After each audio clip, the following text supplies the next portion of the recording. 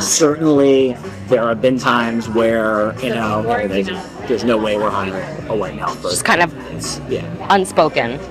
There are times when it's spoken, but How would they say it? there's no way we're hiring a white male person. They say Like straight to you? Or okay. They'd be very careful how they message that to agents. According to these videotapes, Disney blatantly discriminates against white men in particular. I think I'm sort of well prepared for it. I'm well positioned for it. But as far as Disney's concerned, I'm a white male. And that's not who they're looking to promote at the moment. As a white guy, even Michael has his own doubts about the possibility for advancement for himself at Disney. In fact, Michael actually got to experience Disney's discrimination against white males firsthand. I've been at the company 11 years now, so I have friends in HR and I have friends in those divisions, and they're like, look, nobody else is going to tell you this, Mike, but they're not considering any white males for the job. They're just not. That's not what they want. They even passed over a qualified half-black person for a promotion because they didn't look black enough. We wanted to hire somebody in the department a few years ago now who was half black, but didn't appear half black. And there was a creative executive who was like, we're not, that's not what's wrong. They wanted somebody in meetings who would appear a certain way, and he wasn't gonna bring that to the meeting. I mean, it kind of feels like we're, at some point there's going to be a lawsuit. That's kind of how it feels, just because of, And that is a lawyer talking. So how does Disney explain pushing these discriminatory practices? They use code words and buzzwords. I'm guessing that there's acceptable code words and buzzwords that are used to explain what they're looking for. They might say something like, look, we're not looking at the usual suspects for this job. So it's not a legally actionable thing, but everybody knows what it means. They, for writers and actors, you hear all the time, I'm looking to hire writers and actors who bring diversity. I'm not looking to bring on any more clients who are white. Welcome to the Disney Tapes. My name is James O'Keefe, standing here in Burbank, California, outside Disney corporate headquarters. This is our first part in a series about blatant discrimination and woke policies at the Walt Disney Company. To say that the Disney Company has had a tumultuous 5 years, well, that would be an understatement. Major box office flops, a losing battle with the state of Florida, and a stock that is one of the worst performers on Wall Street. And as you'll probably conclude from this report, as well as recent shareholder rumblings, almost all of Disney's recent failings are as a result of Bob Iger and the cast of characters here at Disney that are trying to force woke DEI policies into every aspect of Disney's vast media empire. What used to be a highly profitable company, by being the gold standard of family entertainment, has taken a sharp downturn in the wake of all of its wokeness. Under CEO Bob Iger's leadership, Disney's downfall likely started with the insane hiring practices amongst its executives and creative teams. One of their top senior vice presidents claims that they not only discriminate against white men, when recruiting and hiring middle management, they actually give bonuses for hiring and retaining employees that are specifically not white. According to these videotapes, Disney blatantly discriminates against white men in particular. Not a week goes by without a news headline about potential medical supply shortages, threats to our infrastructure or power grid. And you remember what they pulled during the last pandemic. Certain medications were mysteriously out of stock. No way will I ever let that happen again. In today's unpredictable world, it's all about being prepared for who knows what they have in store for the next pandemic. Our friends and supporters at the Wellness Company have designed this unique, prescription-based medical emergency kit that is packed with 8 potentially life-saving prescription-only medications, including Z-Pak and ivermectin, which I used myself while out on the road and starting to feel a bit under the weather. Health is everything. And this is a great opportunity to order a Wellness Company Medical Emergency Kit.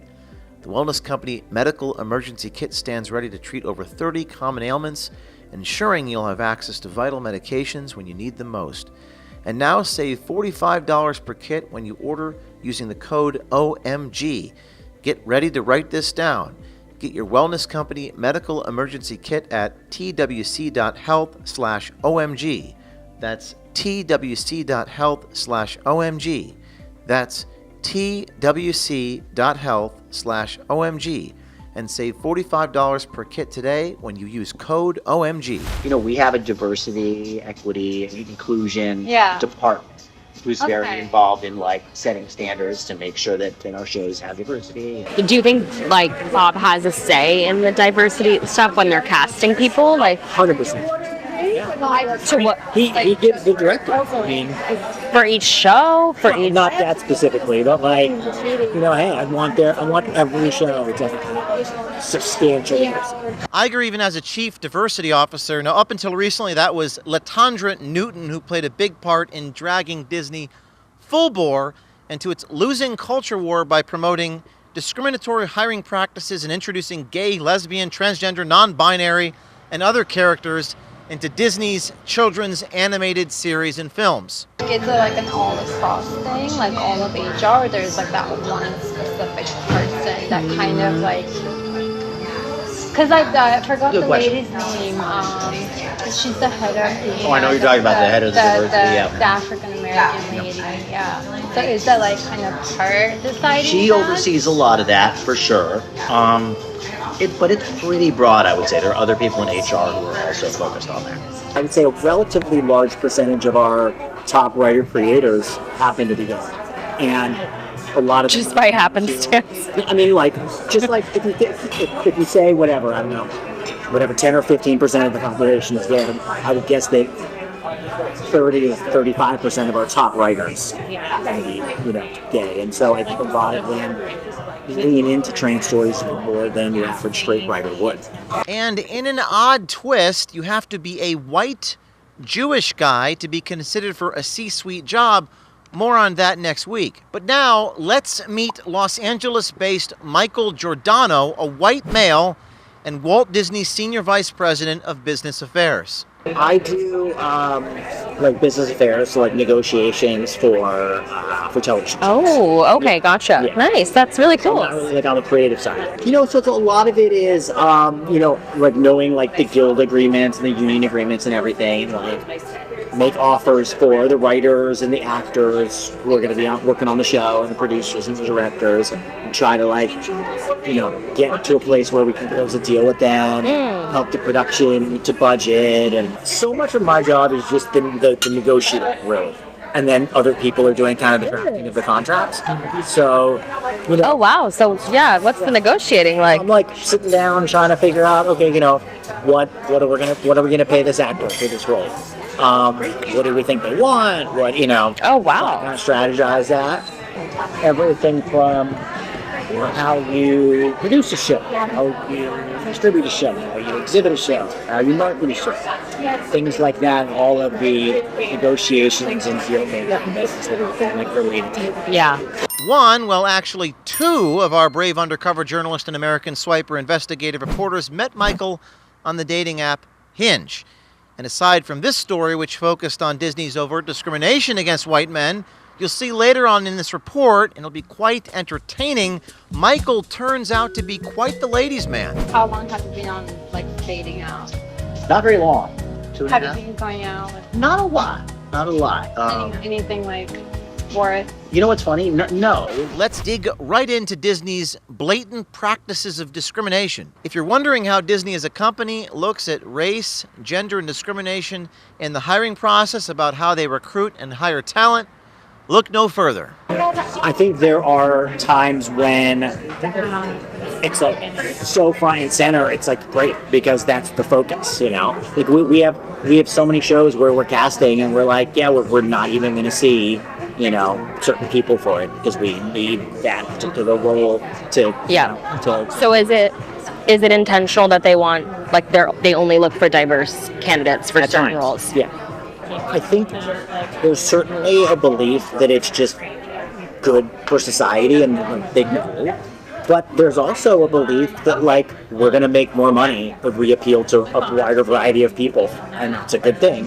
We have shareholders too, and so diversity helps with that. Diversity helps with financial incentive.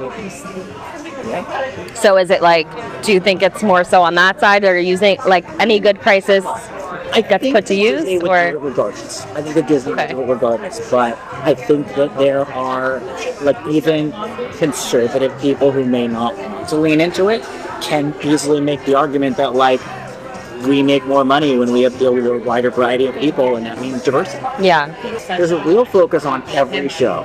And I'm sure the movies too, though I don't deal with that side of it. So, just making sure that the writers' room has a real, diversity, not just gender or sexual orientation and ethnicity, but making sure that they're hiring some writers who they have certain disabilities where they wouldn't have been hired. Since there's kind of there's a really broad look whenever we're doing that to make sure that everybody knows. yeah. So they talk a big game about DEI, but do they actually do it? Apparently so. They even passed over a qualified half-black person for a promotion because they didn't look black enough. Yeah. We had a situation where we wanted to hire somebody in the department a few years ago now, who was half black, but didn't appear half black. And there was a creative executive who was like, "We're not that's not what we want." Like They wanted the full. they wanted somebody in meetings who would appear a certain way, and he wasn't gonna bring that to the meeting. And so this is like on the This was on the corporate side, like the business side. Never understood that. Is it like, 'cause I know a lot of, I have a lot of black friends who are not as dark as So do they care about that, or It's it's like the funny you ask. ethnicity actually? They say they don't care about it, but the truth is, to some extent, they do. If you're mixed, but you don't look black at all, which sometimes happens, Yeah. then they're like, "Oh, I'm not so sure." But if you're mixed and you can tell somebody's part black, but they're not that black, so okay, that was still it's crazy. But apparently Meghan Markle is black enough? You can't make this up. So would Meghan Markle, who's pretty white, Right? Yeah. would she be considered She would still be, yeah. diverse, She or would, yeah. or Huh? As a white guy, even Michael has his own doubts about the possibility for advancement for himself at Disney, saying, quote, "As far as Disney is concerned, I'm a white male." All that. Now I'm a half step below a department head. I have a team under me, but I don't oversee a whole department. And I'd like to oversee a whole department, whether that's at Disney or having to leave. So, Okay. Do you think that you'll have the opportunity at Disney? I'm not sure, to be honest with you. I think I'm sort of well prepared for it. I'm well positioned for it. But as far as Disney's concerned, I'm a white male, and that's not who they're looking to promote at the moment. In fact, Michael actually got to experience Disney's discrimination against white males firsthand. So Oh, do you think that has a lot to do with it? I don't know about a lot, but it's something to do with it. Really? Yeah. What do you think the competition is? Oh, I mean, I've been up for jobs internally against people who have less experience than me, and haven't gotten it. Okay. And they were given to somebody else. Do you think it had something to do with their... In one or two cases, I was told very explicitly that it did. Yeah. Explicitly how? What did they tell Oh, you? I mean, I've been at the company 11 years now, so I have friends in HR and I have friends in those divisions, and they're like, "Look, nobody else is going to tell you this, Mike, but they're not considering any white males for a shot. They're just not." That's not what they want. And so it's probably fair that Disney would say, we don't want a white person to play this role. Yeah, I mean, I think they're very careful about messaging, because they don't want to get too open discrimination in either direction. But certainly there have been times where, there's no way we're hiring a white male person. Just kind of unspoken. There are times when it's spoken, but How would they say it? there's no way we're hiring a white male person. They say Like straight to you, or okay, They'd be very careful how they message that to agents. in like email or whatever. Right. But After getting a dose of Disney's discrimination himself, it seems like Michael may have been hit with a reality check that discrimination against people based upon race is probably not cool. I mean, it kind of feels like at some point there's going to be a lawsuit. That's kind of how it feels, just because of, And that is a lawyer talking. Now, could it get worse? It actually does. Not only does Disney discriminate against white men, it gives management bonuses to hire DEI candidates over white men, totally disregarding their level of qualification, as long as they're not white. You heard me correctly. A part of some executives' compensation package is based on hiring and retaining black hires. We saw this in the case of IBM. America First Legal has launched a lawsuit. Many people coming out of the woodwork from IBM, from these Fortune 500 companies, all saying they've experienced this. We are certain to hear from people inside Disney who've made these claims. Many people here in Los Angeles, here in Hollywood, very afraid of Disney, very afraid of retaliation against their creative productions or movies or films or jobs for speaking about this truth. But if you have been a victim of discrimination, please reach out to OMG or Citizen Journalism Foundation, and we will try to get you representation to get your rights back. I've had it with all my personal and private information being exposed and exploited by big tech and big government, so I'm joining my friend Eric Prince, and I'm switching to my new unplugged phone. Protect your privacy. Get your very own unplugged phone. Go to unplugged.com/OMG. That's unplugged.com/OMG. Take your privacy back. Unplugged.com/OMG. I mean, HR keeps a huge spreadsheet. Yeah. What kind of spreadsheet? Well, I mean, I haven't seen it exactly, but I mean, literally, they have stats. 17% of our executives at this level identify as XYZ. 40% of our executives at this level identify as, they have goals that they're trying to hit. They want a certain percentage of diversity here, a certain percentage of diversity there. But are these these are open goals? Because you're saying they can't say it in such specific terms. So are they open goals? They are open goals at a senior enough level. So how does Disney explain pushing these discriminatory practices to the people that they work with? Well, according to Michael Giordano, it seems like it's a sensitive issue, and they use code words and buzzwords. I'm guessing that there is a acceptable code words and buzzwords that are used to explain what they're looking for. They might say something like, look, we're not looking at the usual suspects for this job. So it's not a legally actionable thing, but everybody knows what it means. According to Michael, even Disney's human resources agencies are on board with these practices. Hi, guys, do you know what the code words are for the discriminatory hiring practices? Do you work in HR?